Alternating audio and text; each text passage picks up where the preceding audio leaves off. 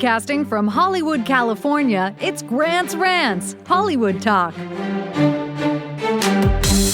No more SNL for Alec Baldwin. Bill Cosby loses his sight, but is he gaining sympathy?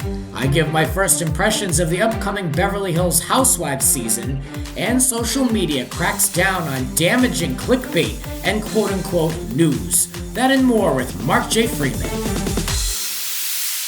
Let the ranting begin. I'm sitting across from Mark J. Freeman, host and personality. Hello. Personality, it's all capitals and italics and underlined. Yes. Mark, thank you for coming on our little Thank you for having here. me. I'm glad to be here. Well, we're going to have fun on this show because we have to, and there's a lot. It's a prerequisite. I signed that waiver coming in the door. Yes, Mark and I had a conversation about politics before we started the show, so we've got it out of our system. Yes, out of the system. We're not saying the T word, the H word, or the B word. Yes. None of them, please. None of them. Although they're probably going to come up, just FYI. But yeah, no, we're here for a good time for a short time, so let's get started. Let's do it. Alec Baldwin on SNL. You must have what? I mean, who couldn't see these clips? I've seen clips, yes. Right. I don't typically watch Saturday Night Live. We record it, and so sometimes I'll watch bits and pieces of it. But I definitely saw clips. Right. So Alec Baldwin played the T word on the show. And according to him, NBC killed any type of endorsement that SNL wanted to make. It couldn't have been more obvious, but they couldn't come straight out and say, like, here's who you should vote for, which, to me, it's like almost losing the show's way. Like, the show is a liberal paradise for anyone who's as far left as you can get. Right, exactly. And I'm a very liberal person, but even the show to me is like very almost like catering to it's just too extreme. Yeah. You know what I mean? Yeah. And it is pandering. So it's kind of funny that they're saying, oh, we couldn't endorse anyone. I mean, it's all but literally waving it like at the end of the episode. Right. Like, here's what you got to do next. Right. I don't know. This is from page 6. So who knows if it's a rumor or what. But Alec did speak out about this, and there was a Time magazine article that really kind of ripped apart the most recent episode of SNL post-election. Right. And it was basically it was questioning the tone and what they were mourning. And it kind of ripped into the show a little bit, which I can understand. This is the piano playing. Yeah. H word. Yes. Which basically was like Kate McKinnon behind a piano and a wig. I mean, it was could have been anyone. Right.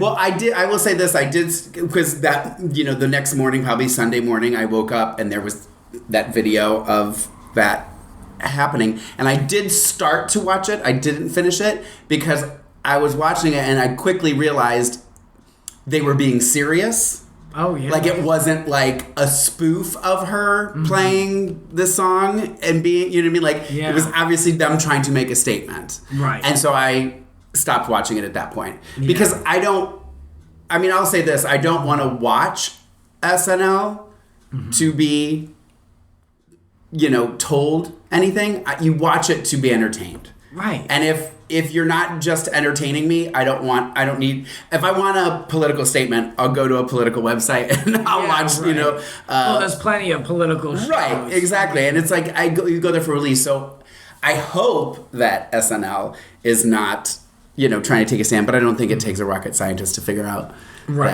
where they're leaning. Yeah. So. Well, Time magazine says that SNL gave up on political satire 1 year ago. Basically, they alluded to when Trump himself was on the show, which is a disaster. Yes, I remember that. A lousy show. I don't know. I know a lot of people have had trouble with getting into SNL for a long time. I don't know. It has its highs and lows to me, but I don't know what to tell them to do about all this political stuff, because now they're saying they're not going to have anyone play Trump.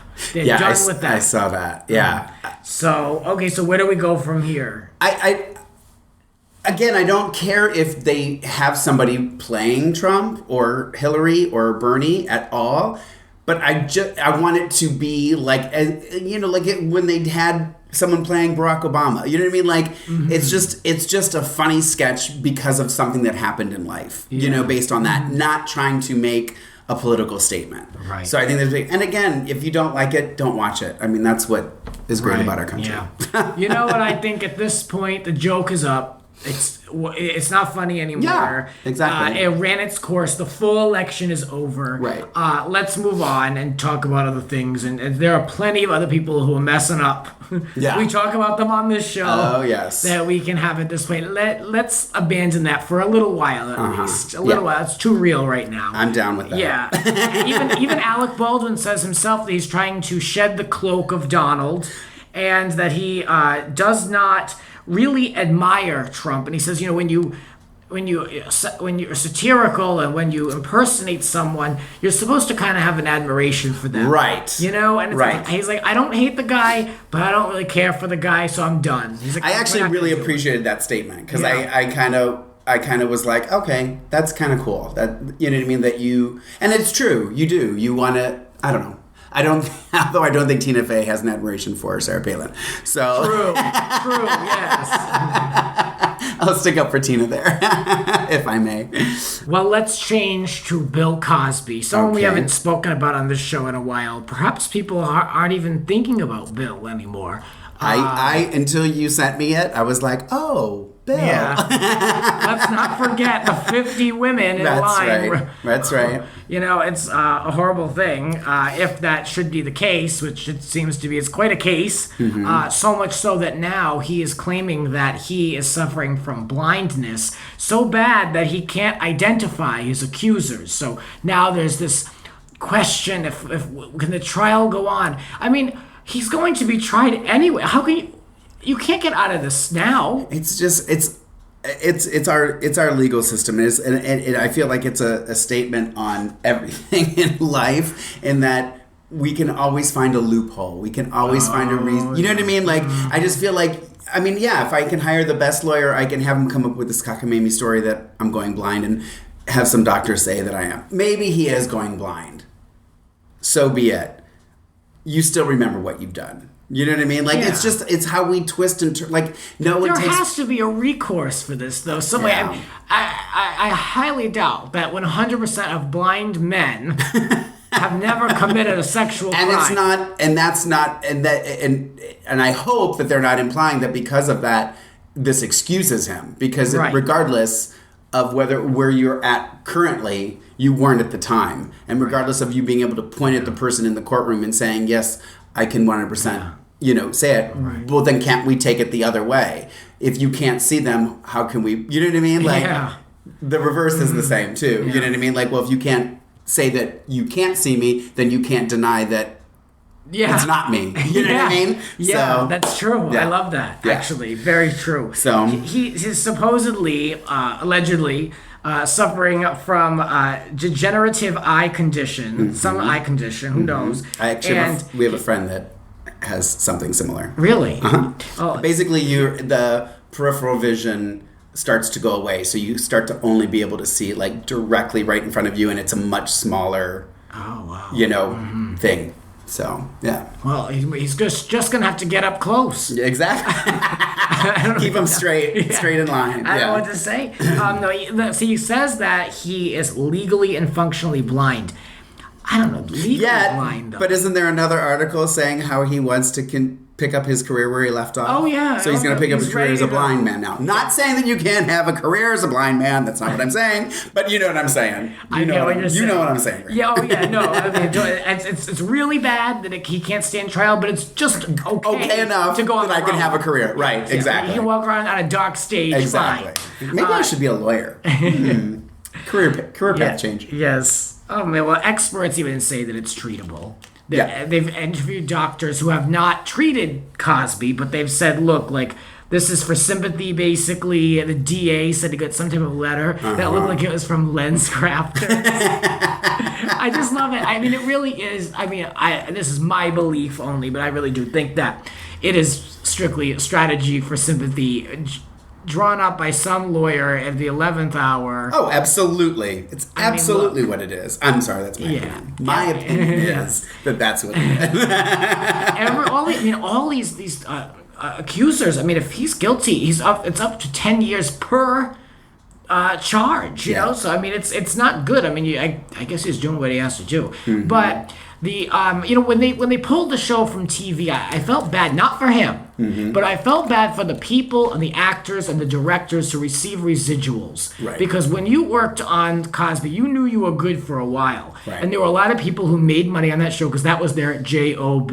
Right. And by his actions, they lost that money. And I'm sure the show on the 80s, 90s, right? I mean, these directors, these people who have made money, producers, they're probably not able to get out there and continue to work and make that money. The TV is not what it used to be anyway, but they're probably of a certain age, and they're relying on these residuals. Tempest Bledsoe is counting on that. More than a couple of those fools on that show haven't done too much. So I feel like it is coming back to TV if you're interested in mid-December on, what is it, Bounce TV? Bounce, I know, I never heard of that. Yeah. But whatever, I I don't get like, out much. I think it's like an African-American, like, centric spin-off type show. Okay. There's a lot of sitcoms on there, so it's okay. I just don't, I mean, my thing is, and this is kind of how I feel about the SNL thing, if it bothers you, then don't watch it. Right. You know what I mean? Yeah. Like, I think that's what our country's about is... Yeah, that's what they say about gay marriage. If you don't like it, don't get married. Right? Yeah, I know. I think everyone needs to just like take a collective breath. Yeah, and it's I think everybody takes everything so personally, and I'm not belittling or putting down anybody who was involved with this case, but it's like you can be upset and you can not like it and you can dislike him and never go to another one of his comedy shows and not support him. Fantastic. That is your right. But if a network wants to put it on and have it on, have at it. Yeah. I don't know. I wouldn't hold it against that network. But at the same time, if there was something that I was offended by, I probably wouldn't watch that. I don't watch a lot of the mainstream media anymore for obvious reasons. Yeah. So that's my choice, and I just choose to do that. Right. Whether that makes a difference, I don't know. But in my mind, I go to sleep at night feeling better about it. Right. I like it. You stand in your own truth. I like it. Yeah, I've been known to. This show, returning to television, even if it is on an obscure network, is creating quite a reaction from people. Some people are glad to see it back. Other people say, like, there was one quote, it was like, all I can think of is in between shooting the scenes, him attacking women, like, very extreme. So I don't know. I really never cared for the show. It was before my time. I probably wouldn't care if it was on either way. Would you think twice before watching it if you started scrolling through? I would watch it. Yeah. Yeah.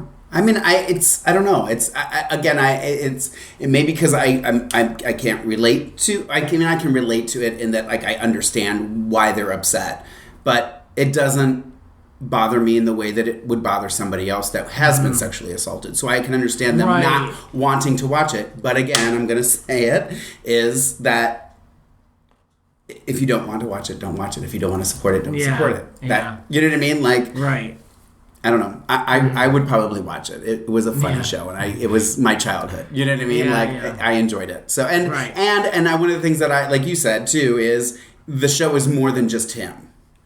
You know what I mean? Yeah. There's a lot of other actors in the show, and many have come from that show. It was funny. I don't know. I don't know. Again, if it bothered me, I wouldn't watch it. But yeah.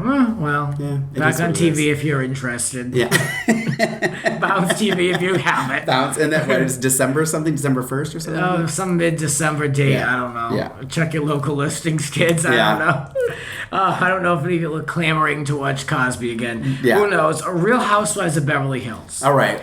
That show is coming back, and I had the opportunity actually of looking at the first episode of the new season, and I will say it's good. It looks like the whole first episode. Yeah. Not just the teaser thing. Right, okay. Yeah, the teaser as well. But it looks to me like they're wrapping up a lot of last season's drama, and that it looks like it's going to go in a new direction. Erica had a really cool event. I don't want to give anything away, but it was really cool. And, for those, I was almost going to be a lapsed viewer from Beverly Hills. I was so over it. Now I'm like, okay, I want to see where we're going to go. I encourage people to check it out. Why not? What did you think of that first look? I know, Mark, you don't watch Beverly Hills. I don't watch. I've watched. Well, when you asked me if I watched them, I don't. I did watch Beverly Hills. I think was it last season when Lisa Rinna came on. Two. 2 years ago. Two, yeah. Okay. Or 2 seasons ago. I watched that first 2 or 3 episodes because Lisa Rinna and Eileen Davidson were both on Days of Our Lives. Right. And I'm a very big Days of Our Lives fan. So I was like, oh, I want to watch. And I love, Lisa Rinna was my everything. Really? Yeah. Oh my God. She was my, one of my all-time favorite characters. You know what? ever. I loved her. I loved her on that cheap soap talk show. Oh, Soap Talk, yeah. The stuff that she would say on that show was like nothing else that I had heard on TV because she just she filled that Ty Treadway's ear with more nonsense. I couldn't get over it. Yeah, that was early days. I loved Lisa Rinna. I and then trying to get through. I don't know. I'm trying not to offend anybody by saying this. I can't. It's to me, it's just so fabricated and produced, and I can just see right through it, and it drove me crazy. Yeah. Just trying to. I just couldn't. I couldn't do it, and I said I could feel my brain cells dying as I was watching it. So I watched up to when her and Eileen Davidson sat. Their first scene together, where they sat and had lunch and talked about Days of Our Lives and being on the show. You dipped out early. But, yeah, and so I did that, and then I don't think I watched another one after that. Yeah. And I watched, and then I thought of this later. I watched DC, Real Housewives of DC, because of that whole thing with her sneaking into the White House, and I was really into the Obama election and stuff, so I wanted to see all that. So I did watch that. It didn't bother me. I don't remember having those same thoughts that I do now, and I don't know if it's just because of how reality TV has progressed. I don't typically watch a lot of that stuff. I'll watch Survivor, Top Chef, Project Runway, competition type shows.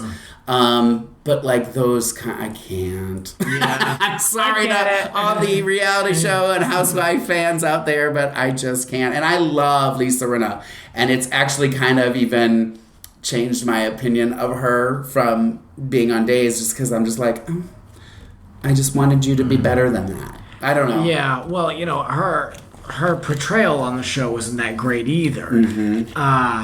She doesn't look that great always on the show. She looks kind of like a nut, getting involved in everyone's business. Now in this first look, we see her talking to Kim Richards.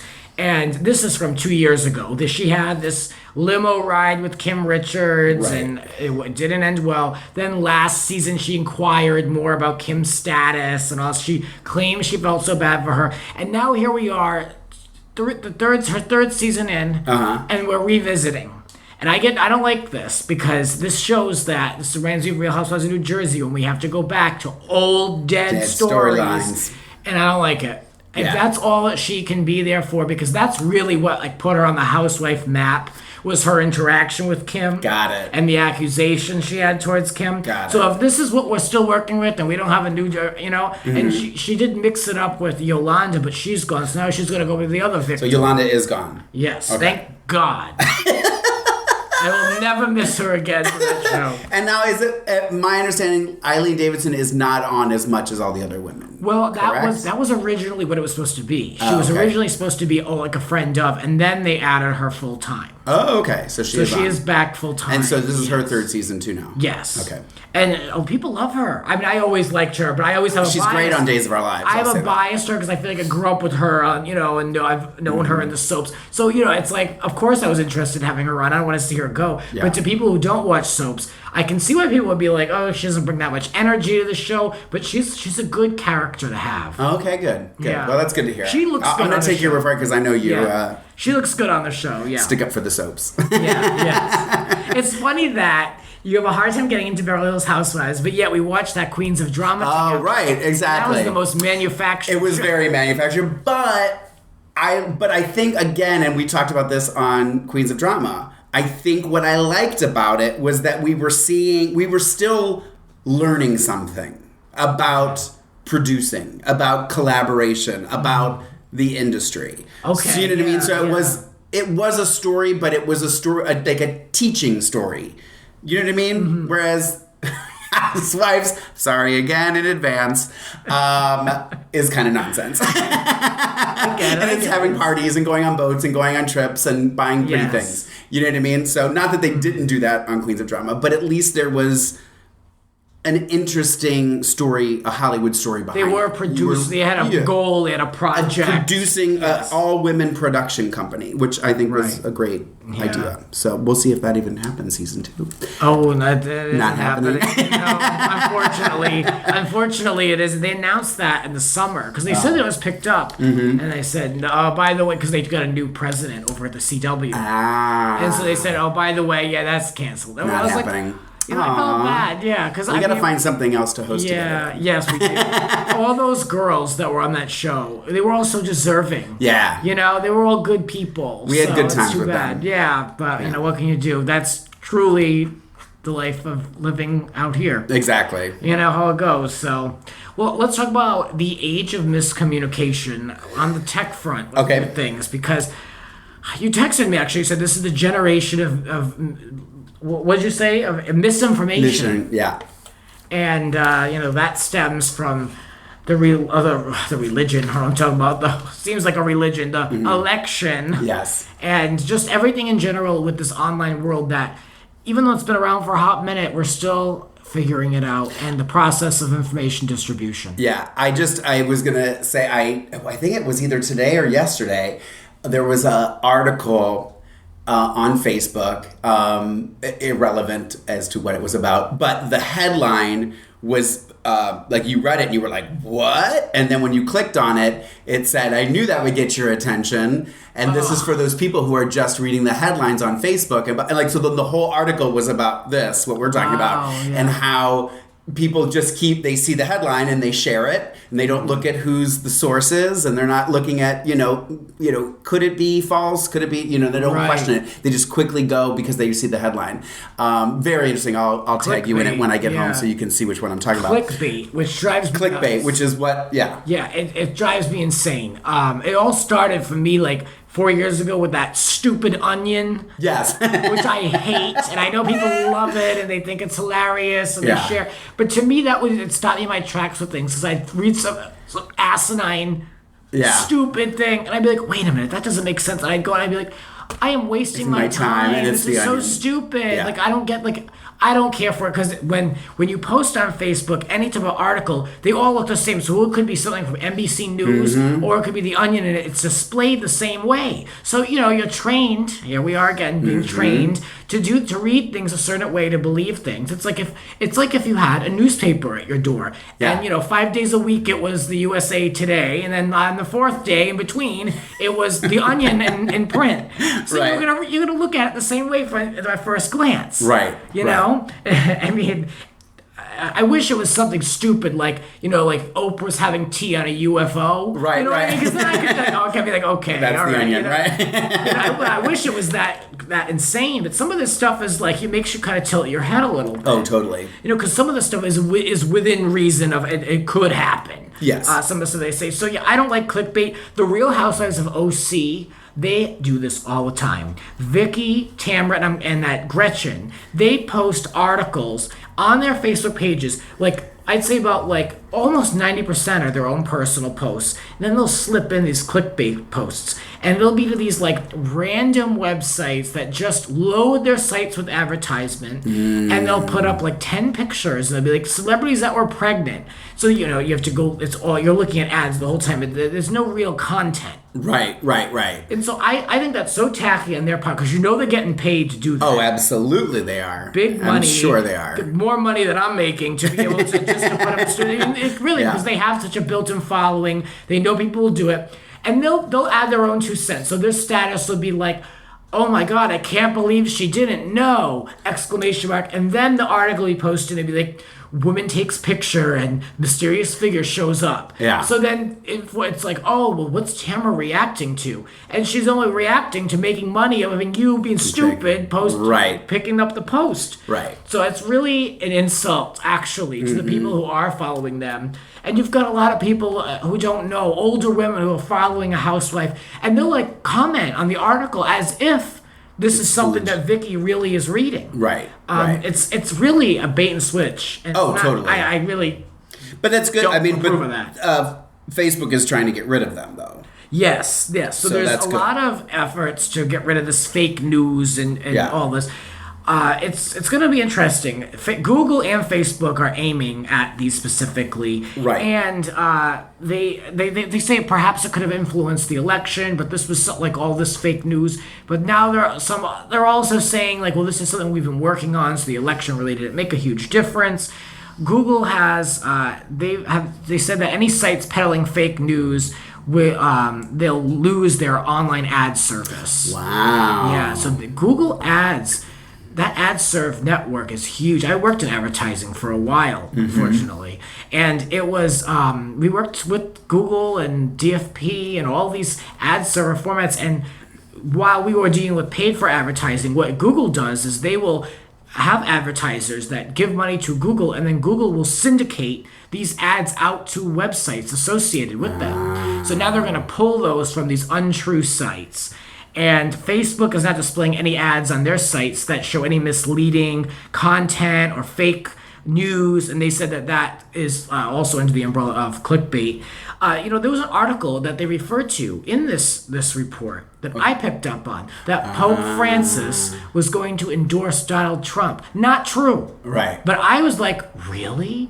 Now that is something in the realm of possibility. Right. But then I said, well, wait a minute. Why would, in Vatican City, they have the need, why would they find the need to have to endorse a U.S. candidate? Like, especially on this one. Right, just exactly. You don't need to say anything, keep your mouth shut. You know what I mean? So it's like, but I fell for that one for like 5 minutes. And then I read the article and I realized it was on one of those junk sites. And they're not real URLs. They're like all these weirdo URLs. Right.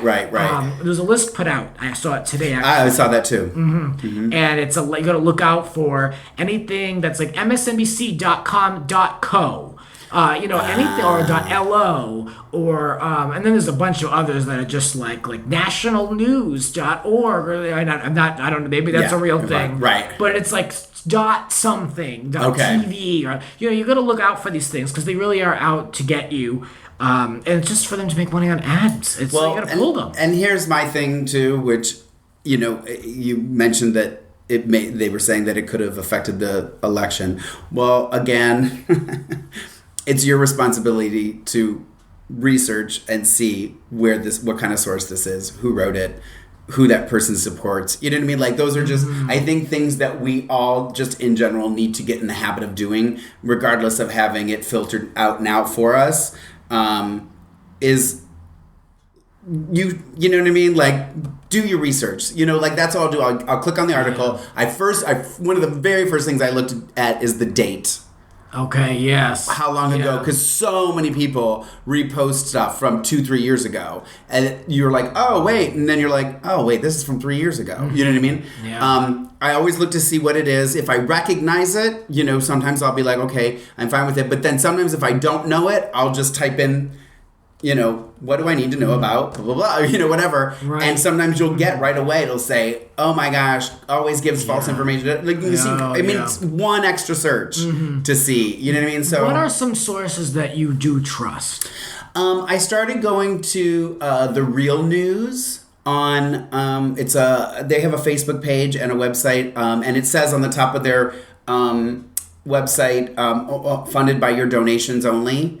So anything that's not like corporately owned, like the mainstream media. So Real, R-E-A-L. R-E-A-L, the Real News. Okay. The Young Turks. I watch the Young Turks quite a bit now. And I don't really watch mainstream media, you know? And then, like I said, if I get an article, I will do that. I'll Google the company. Right. I'll see who runs the company. It takes a little bit more time. But I've gotten to the point now too, and I've learned because I was doing it. I was reading the headline and sharing.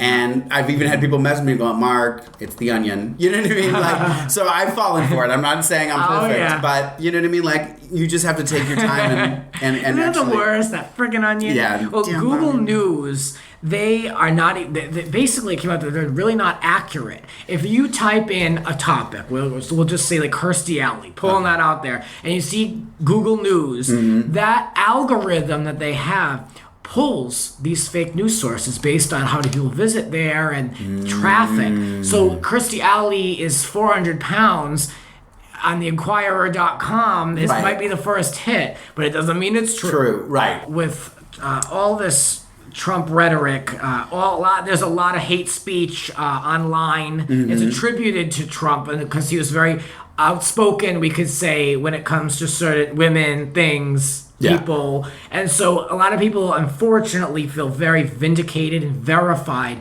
in their outspoken beliefs and in their rhetoric. So there's been a lot of criticism, harassment, abusive language that now Twitter is completely cutting down Which on. I completely love. Again, I think it's going to be a fine line too, and I think some people are going to be bothered by it. But at the same time, I mean, if you're going to, I don't know, if you're going to act like an idiot, now you're gonna, one person's gonna ruin it for everybody. Right. And I'm sure people are like, well, I can say what I want.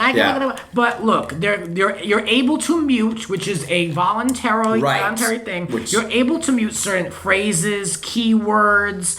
What else comes on here? Conversations too. Yeah. So if someone's having like a really backwards conversation that you don't want to see, mute it. And I think that's the best thing they could have done. Yeah. I love that. And they're going to work on improving greater real-time reporting. So if someone says something very derogatory or offensive to you that you don't want out there, you can quickly report it and it will be handled quicker than it has in the past. Oh, that's great. It's a shame that we have to go there. We have to police like children, people's speech, and that hate speech exists like this. But this is the world we live in, kids. So. I do feel like it's a fine line, and but like I at least I can choose. You know what I mean? Like I can say I don't want to hear about this. I don't. I will say this though: if you're going to be choosing to not hear words and phrases, I hope that doesn't exclude you from trying to hear another side of something. Yeah, if that makes sense. Yes. You're listening to Grant's Rants. Please rate, subscribe, and share. Spread the word. There are a lot more rants to come. Listen anytime on all major podcasting platforms. And now, back to the show. And we're back talking with Mark J. Freeman at the table. Woo-hoo! And I want to talk about your time out here in LA. A lot of different stories. Now, tell me about what brought you here to LA. I was a theater major at Ohio State University. Thank you very much. Go Bucks. I was going to go to New York. I was 100% like, when they're like, what are you doing when you're graduating? I'm like, I'm moving to New York. And I had been to New York, and I was all excited to go. And then I started bartending and working in this bar. And I had a friend who was going to move to Phoenix. Okay. And we became really good friends. And he was like, girl, you should move to the West Coast. We can be the West Coast divas. I just remember him saying West Coast divas all the time. And I was like, I've never been to LA. Like, why would I even go? Like, that's insane. And of course, nights of drinking and you agree to things. Is that what happened? Really? Wow. I mean, obviously it had to have been somewhere like along those lines that he just kept talking about it and convincing me. And then his roommate, so he was moving to Phoenix, and then the guy he was living with in Columbus was moving to LA. And so I said, well, if I go anywhere, I'll go to LA. And then I had a friend that lived here who said, if you ever want to come out, you can stay with me. So I was like, okay, let's try this out. So I drove across the country for the first time in my life, saw so many states and so many things that I had never experienced. I was 23, Wow. And I was here for a year, April 97, April 98. And I moved home. And then I lived in Columbus again for 3 more years, and then I came back in 2001. And now I've been here ever since. What was LA like in 97, 98? El Nino. I just remember it raining all the time. Oh, you got some bad timing. Oh, it was. I was here for that. And I just remember every day I'd go to work. I worked at Polygram Films. I was one of the receptionists at the Polygram Films. And the people that would come by and talk to me, they would always say, just so you know, this isn't normal. This is not how our weather normally is. Please don't judge us on this weather. And I'm like, I don't remember. I just literally remember it raining all the time. Wow. That's what I remember. Yeah. So I came back to visit my friend who I had moved out here with, who was living in Hollywood, and they had just put in the subway system. So he picked me up at Union Station, and we took the subway up to Hollywood. And I remember coming up that escalator by the Pantages. Yes. And it was like dusk. Hollywood Boulevard was lit up, and I literally came up and I just stood there and looked, and I just went, I'm moving back. Literally, that was it. I saw it and I was like, oh my gosh, I missed this. I went back. And then the next day, we just drove around in his convertible all day and I was like, oh my God, I need to come back. And I came back. That's so funny. I had a similar experience the very first time I came to Hollywood because I went to school in Orange County. My dad helped me show me the rail system and all that. So I would walk from my dorm to the train station, which is like about a mile, take the Amtrak up to Union Station, then take the subway into some Beverly and something, some not so great Koreatown area. And then I would take a taxi to CBS and then do the reverse home. It was a very long day. It was an unpaid internship. It was a lot of work, but I loved every minute of it. Right. But when we first went over it, we were up in LA. We had done the thing. We were like, where else can we go on this? So we went to Hollywood Boulevard. And that was the first time I had really... Well, actually, it was the second time I had been there, but I know what you mean. You go up that escalator, you walk, you're literally Hollywood and Highland Center. Everything is there. It is kind of a striking moment. Yeah. And I don't know. For some reason, and I went back to Columbus and I told my roommates, I said, I'm putting in my notice and in May, I'm leaving. And I remember I arrived June 1st, 2001. I'll never forget because all the way driving across the country, I kept saying, as long as we get there by June 1st, I have to have this truck back by June. Oh, really?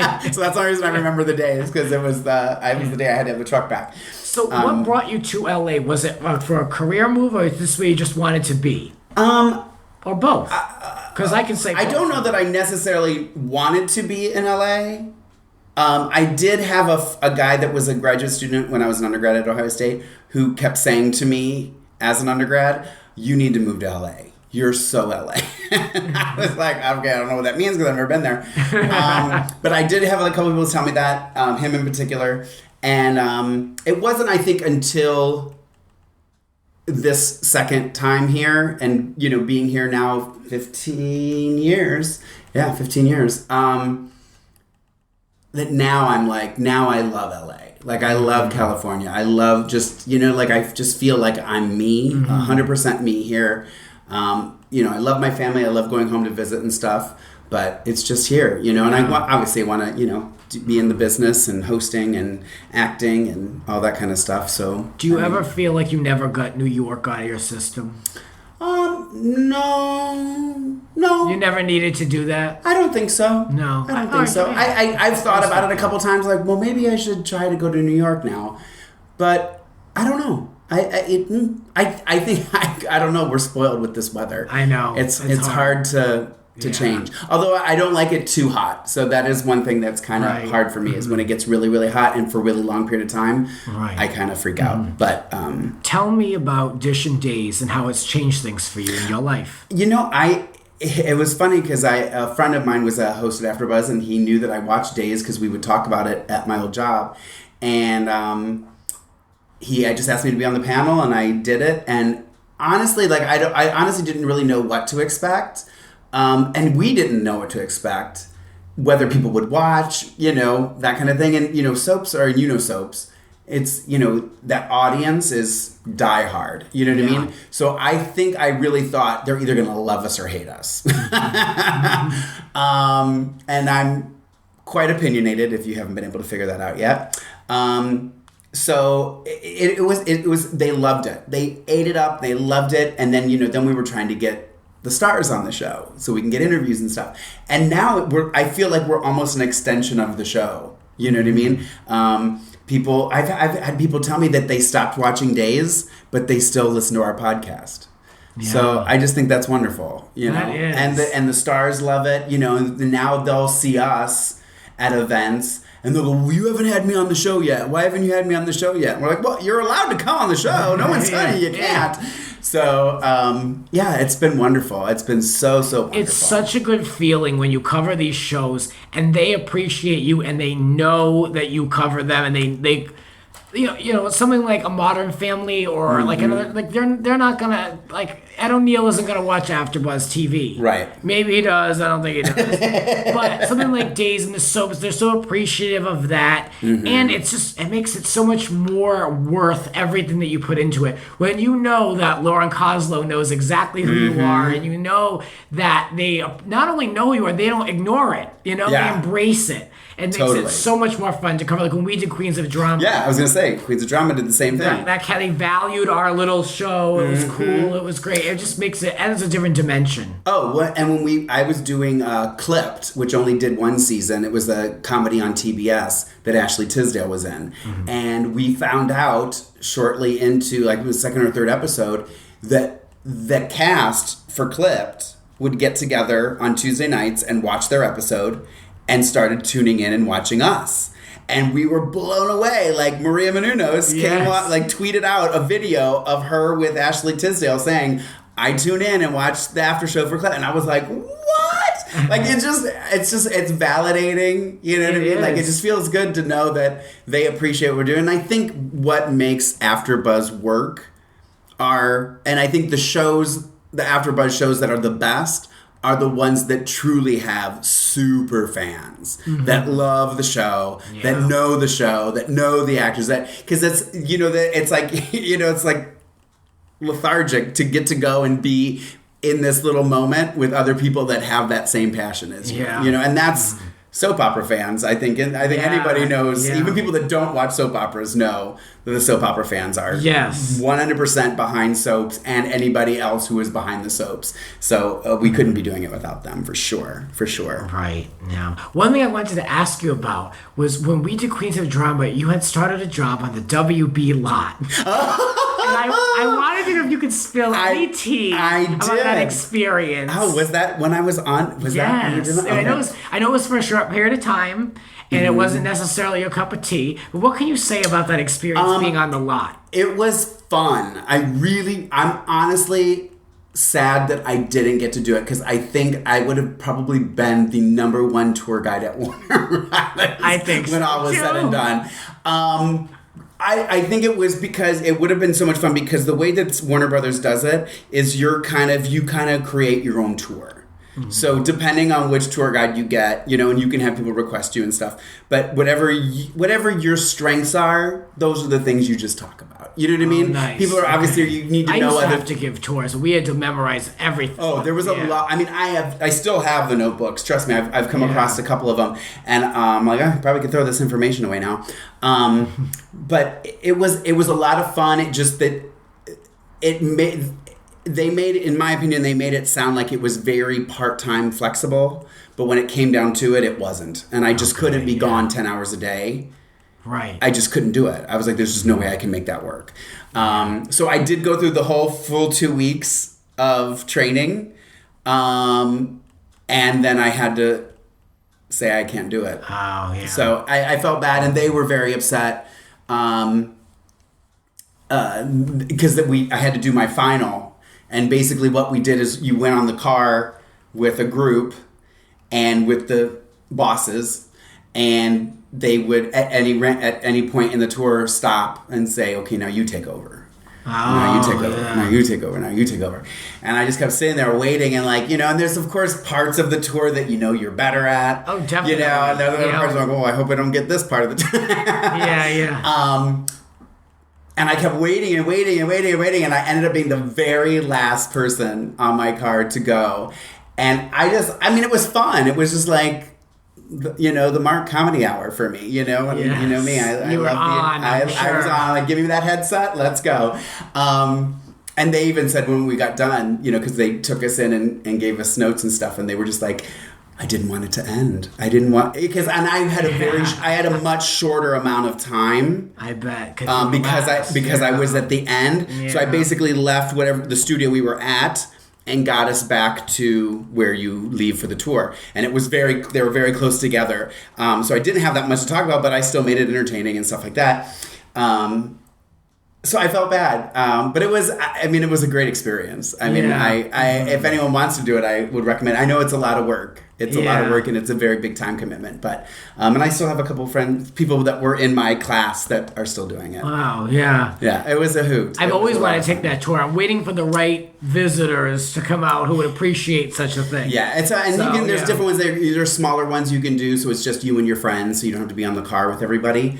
I really like Warner Brothers. I'm not putting down Warner Brothers, but I've also done the Sony tour. Okay, I loved this. Well, I didn't realize this, but Sony is the old MGM. So for me, I was just in heaven, like Wizard of Oz, all of that stuff that was huge MGM stuff, Judy Garland, all that stuff. And it was just, I just remember sitting, because you watch that movie first and it tells you about the lot and everything. And as soon as they said it was MGM, I was like, what? How have I lived here all this time and never known? Because I went with a friend that was visiting. And it's a walking tour. You walk through places and stuff. It was just, I was just blown away by I Sony. love that lot. There was so much I didn't, I think, and maybe it was because I didn't know that it made it that much more exciting for me. Yeah. But I just loved it. So if you ever have a chance to do it, I know the price went up considerably, because I think I paid like $28 when I did it, but I don't think that's $28 anymore. Yeah. But it was a fun tour. So from there, you moved on to your job as box office manager. So tell me. I bartended most of the time I was here. And now I'm at the Odyssey Theater in West LA. We are. They don't like to say this because we don't know if it's officially true, but I'm going to say it. We're the longest running 99-seat theater in Los Angeles. Thank you very much. I'm going to say it. We don't have proof of that, but we've been around for 40. This is our 48th year. Wow. So this is their third location that we're at now. They've been there, I think, 19 years. They were in Hollywood. Then they were on Bundy in Ohio, and now the location that we're at on Sepulveda, just north of Olympic. But we actually have 3 99-seat theaters in the complex. So we're usually occupying one space for whatever we're doing, and then the other 2 spaces we're renting out to other productions that are wanting to do shows. So, but I directed a show 2 years ago, actually 2 years today. It popped up on my newsfeed today. Oh, yeah. I directed a show, and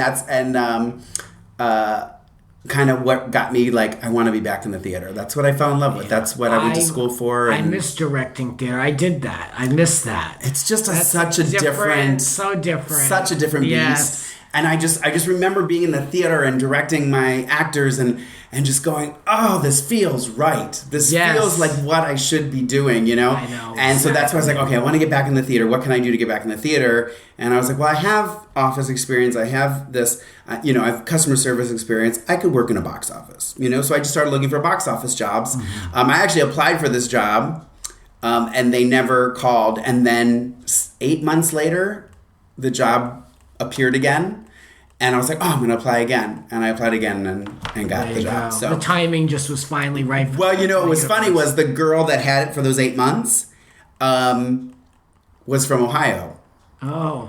And the reason she called me in was she saw Ohio State on my resume. And she's like, oh, I got to meet this guy from Ohio State. And then I ended up getting the job. So in my head, I said, everything happens for a reason. She needed to get the job for 8 months, so that she could see Ohio State on my resume to get me through the door. So that was my. So talk a little bit about theater in LA. That's something we really haven't talked about on this show. Yeah. Well, it's funny because when I got hired, one of the things that we really talked about was trying to get a younger audience, trying to get a different audience. We definitely have subscribers and people who have donated to the Odyssey. I mean, some of them since it was in Hollywood. That's, they've been around that long.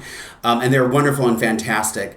But now we're kind of, for our new season for 2017, we're trying to find a way to make it more accessible to people. LA theater, I mean, again, I didn't live in New York. I bypassed that and came to LA. LA theater is so different from New York. I mean, New York is theater. Exactly. That's what you know what I mean? Here, I just feel like it's just such a different beast. So now we're trying to kind of branch out from just doing theater. So now we're going to be having like a German dance company come in January. We have Julie McGinnis, who's a mezzo-soprano opera singer. She's going to do like a little concert. We have another band coming, I think in June or July. And now I'm drawing a blank on the name of it. I'm a horrible box office manager. Oh, it'll come to me. Anyways, so we've got music, we've got dance.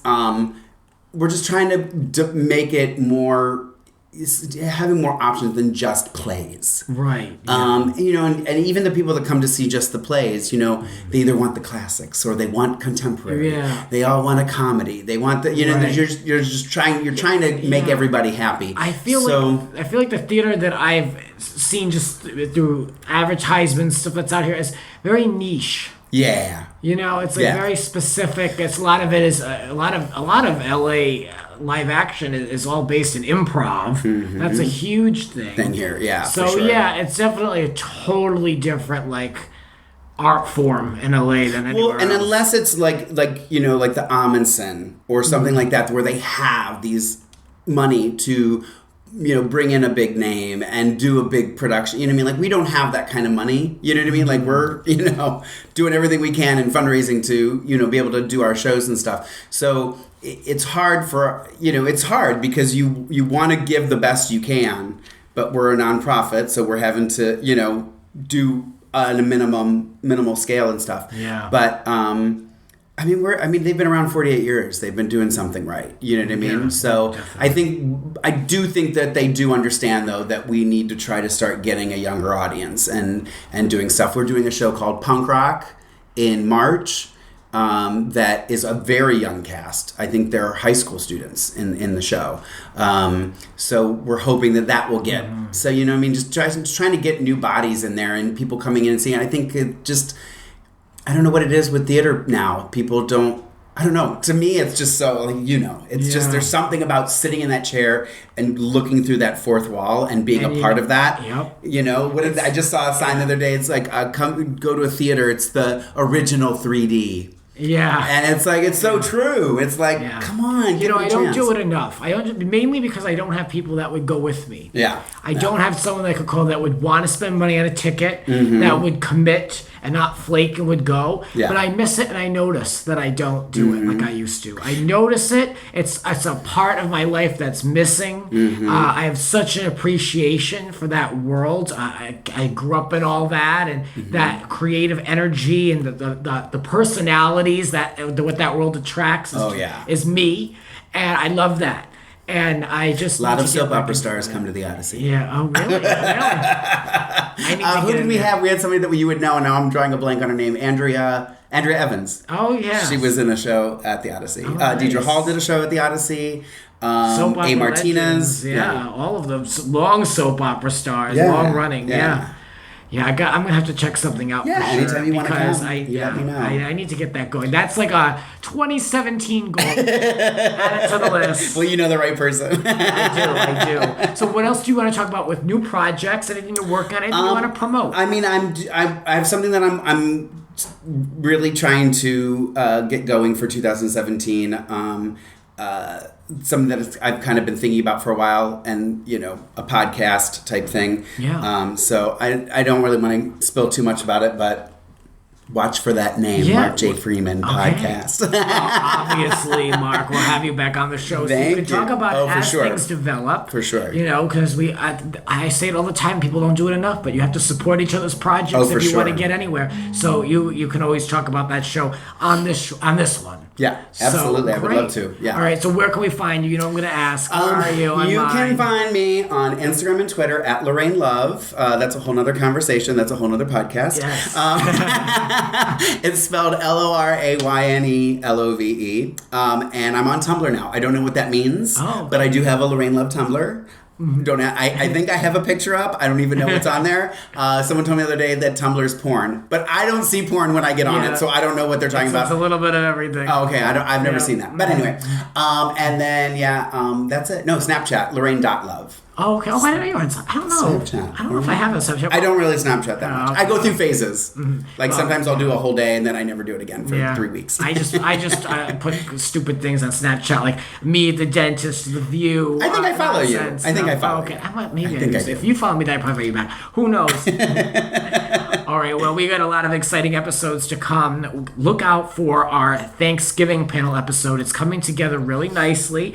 And it's going to be a great listen. So already make a little note on your calendar when you're traveling for a Thanksgiving holiday to listen to Grant's Rants. Why not? If you're on a plane, a train, a boat, a car, put it on. Or at home in your living room with a glass of wine. No, thank you. Amen. Amen. All right, that'll do it for us. Thanks, Mark, for coming in. Thank you for having me. And there'll be more rants to come. This has been Grants Rants. Follow us on Twitter at Grants__Rants. Cover art created by Howie Ronay. Voiceover by Blake V. Media. Original theme music composed by Alexander Arntzen.